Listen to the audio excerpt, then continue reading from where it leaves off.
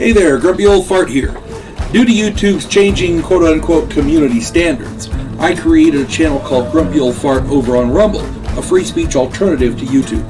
You can see all of my stuff over there, including my political and social commentary, as well as my current events videos. The links to my YouTube and Rumble channels, as well as links to let you order my books, are in the description of this video. If you enjoy my content, please like, share, subscribe, and comment. I welcome your comments, even if you disagree with me.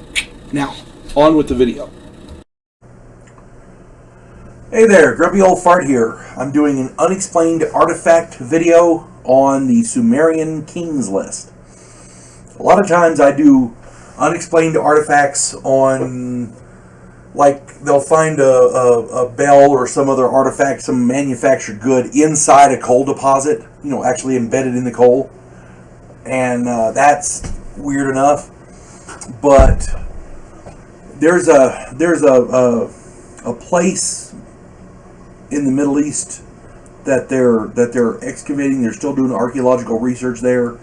This is the Sumerian Kings list. This is archaeologists want to use the Kings list as a historical record, but they can't use it all because some of it defies their narrative. So it's kind of a conundrum there for them. Let me just start the thing.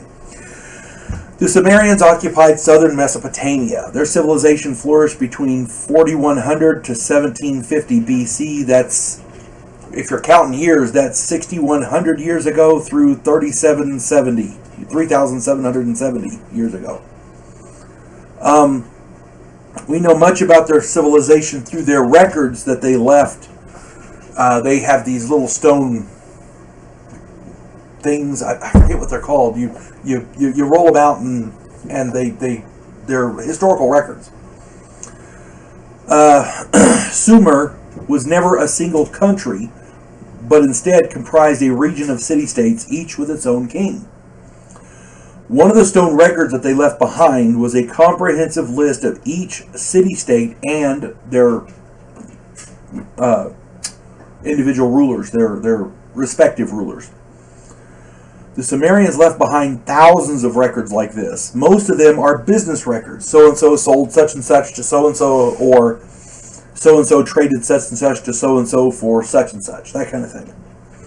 And they're accepted by archaeological scholars as historical records, because it's just business records, right? Some of them were categorized as mythology, and they were set aside. I did a video on Sumerian astronomy. Go check that out. This King's list was accepted as part of the Sumerian historical record and lumped in with the business records above. That is, until the scholars began an in-depth study of the tablet. Now, there are scholars who dismiss the tablet as mythology. The problem with that is the rest of the tablet is still accepted as historical record. So the archaeological scholars accept part of a tablet as fact, but dismiss part of it as mythological stories. See the problem? The part that confounds these scholars is that, according to the tablet, a number of Sumerian rulers had unnaturally long reigns. Some of these include, let me try to get these names right, Alulim, A-L-U-L-I-M. This guy ruled for 28,800 years. Alalyar, A-L-A-L-J-A-R, Alalyar. This guy ruled for 36,000 years. There are 3 kings that reigned for 108,000 years. There's a guy named Enmenluana, E-N-M-E-N-L-U-A-N-A, Enmenluana. He ruled for 43,200 years. 2 kings ruled for 64,800 years. And there's more. It's just, humans don't live that long. That's what I'm saying. The tablet refers to these kings as, quote, gods, and mentions that the kingship, quote, descended from heaven. This record is used to teach college courses on Sumeria but many academians omit the long-lived kings from the course. So they're cherry-picking data. To date, no reasonable explanation for this disparity has been offered. I understand people are reading something, they go, oh yeah, this is a historical record, and then they find something they don't like, and suddenly it's mythology. You see what I'm saying? It's crap. We are being. I did a video on a book called Forbidden Archaeology. You really have to read that book. It's written by a man named Michael Cremo. He's a scientist. You got to read the book. This guy is not. He's not an author. He doesn't write books.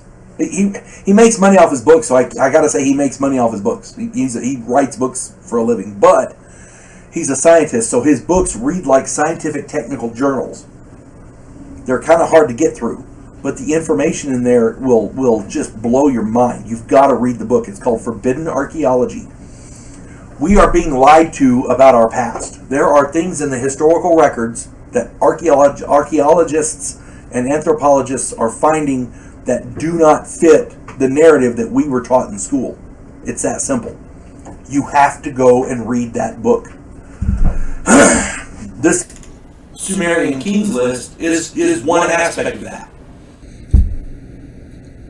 I've done video after video on unexplained artifacts. This is one of the big ones. That's all I'm saying. Do your own research and put some comments down there. I'd be happy to read them. I'm sure we all would.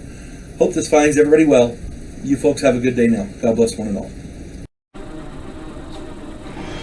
Clarissa Lowe, a historian from the future. Delmore Kane, a Civil War veteran turned outlaw. This oddball pairing faces a conspiracy of epic proportions spanning the centuries. If you like action and adventure westerns with a splash of science fiction and fantasy, check out my book series Drifters and their ongoing adventures.